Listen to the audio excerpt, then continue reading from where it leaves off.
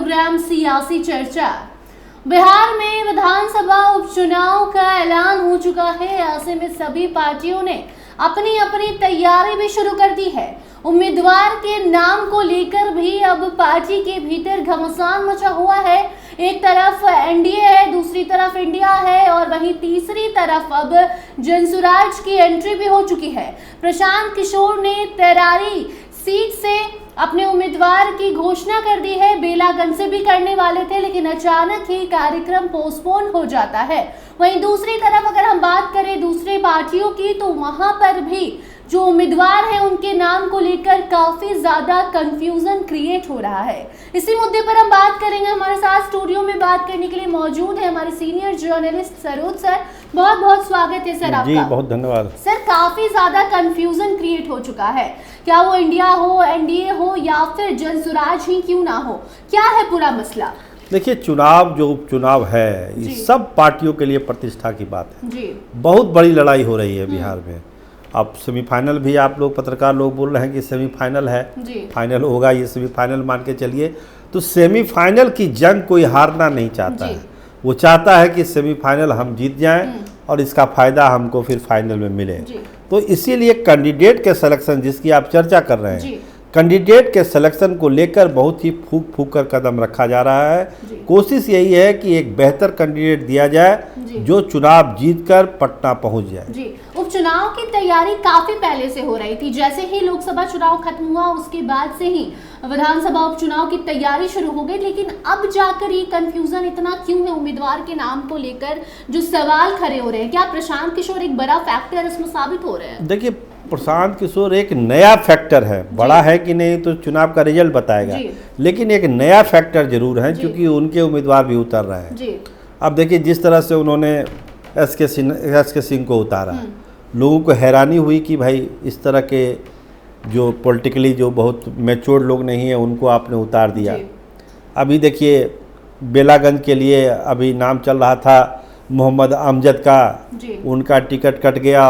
अब जो है खिलाफत हुसैन साहब को टिकट होना है, जिसकी चर्चा है। कल प्रेस कॉन्फ्रेंस होगी, उसमें उनके नाम का ऐलान कर दिया जाएगा। तो क्या प्रशांत किशोर अभी से बगावत पर उतर आए हैं? किसी को सपना दिखा रहे हैं, किसी को टिकट दे रहे हैं? वही चीज़ तो है ना भाई, आपने मोहम्मद अमजद को सपना दिखाया और वो सपना चूर चूर हो गया। वो शख्स तैयारी कर रहा था, बेलागंज से लगे हुए थे पिछले 4-5 महीने 6 महीने से, मजबूत कैंडिडेट माने जा रहे थे, लेकिन ऐन मौके पर उनको रफा दफा करके अब जो प्रोफेसर साहब हैं उनको टिकट देने की चर्चा है। अब उसी तरह देखिए, इमामगंज में हम आपको बता दें, जो हमारे पास खबर है कि इमामगंज से जो है वो डॉक्टर ईश्वर पासवान हैं या डॉक्टर जितेंद्र पासवान, कुछ नाम है, जितेंद्र पासवान या ईश्वर पासवान, वो वहाँ से चुनाव लड़ सकते हैं प्रशांत किशोर की पार्टी से। तो इस तरह के जो कैंडिडेट आ रहे हैं, जो बिहार में जो ट्रेडिशनल राजनीति करते हैं, उनको लगता है कि ये कैंडिडेट क्या कर सकते हैं, क्या कोई बहुत बड़ा धमाका कर देंगे। तो इसको लेके कन्फ्यूजन तो है। जो विलम्ब हो रहा है, जो मेन पार्टियां हैं अपने कैंडिडेट डिसाइड नहीं कर पा रही है, वो कहीं ना कहीं इस फैक्टर से प्रभावित हो रही है। जी, वो कोई भी मौका नहीं छोड़ना चाहते। इसी के साथ अगर हम बाकी और राज्य को भी देखें तो झारखंड में भी चुनाव का ऐलान हो चुका है और अब इसी के साथ एनडीए ने सीट बंटवारा भी कर दिया। इस दिन का काफ़ी दिनों से लोगों को इंतज़ार था, क्योंकि चिराग पासवान की चर्चा हो रही थी। चिराग पासवान ने खूब हाथ पैर मारा कि हमें एक सीट नहीं, हमें बहुत सारी सीटें चाहिए, लेकिन चिराग पासवान को आखिरकार झुनझुना पकड़ा दिया गया। क्या लगता है इसका असर भी बिहार में देखने को मिलेगा? देखिए, आप कहते हैं ना कि भाई जितनी चादर हो पाँव उतनी ही पसारना चाहिए। आप झारखंड में ज़रूरत से ज़्यादा सीटें मांग रहे हैं, तो सभी से हम लोग भी आप लोग कह ही रहे थे कि वहाँ कोई गुंजाइश बनती नहीं है, लेकिन चूंकि एनडीए के पार्टनर है तो उनका मान रखने के लिए एक सीट उनको दे दी गई। कोई कंपल्सन नहीं था, बीजेपी नहीं भी दे सकती थी, लेकिन है कि चलिए आप पार्टनर हैं, आपने मांगा है तो एक सीट हमने चतरा आपको दे दिया। चतरा वैसे भी एनडीए के लिए टफ सीट है, ये मान के चलिए। वहाँ ऐसे ही फुसलाया गया जैसे बच्चे आप उसको, हाँ आप देखिए, आप सही शब्द बोल रहे हैं कि लॉलीपॉप दे देना, किसी बच्चे को फुसला देना, इस तरह से उनको फुसला दिया गया है। लेकिन बड़ा सवाल है कि क्या चिराग पासवान फुसला लिए गए हैं या फिर उनके दिल में कोई अलग चीज़ चल रही है। क्योंकि चिराग पासवान पहले भी कह चुके हैं कि हम अकेले भी चुनाव लड़ सकते हैं। एकदम क्योंकि जितने लोगों से वो धनबाद भी गए थे, झारखंड के कई इलाके में गए थे, और सबसे बड़ा दावा करते हैं कि शुरू से ही जब से लोजपा बनी है झारखंड में पार्टी का बेस है, तो एक सीट से तो काम चलेगा नहीं भाई, सीट तो ज़्यादा चाहिए।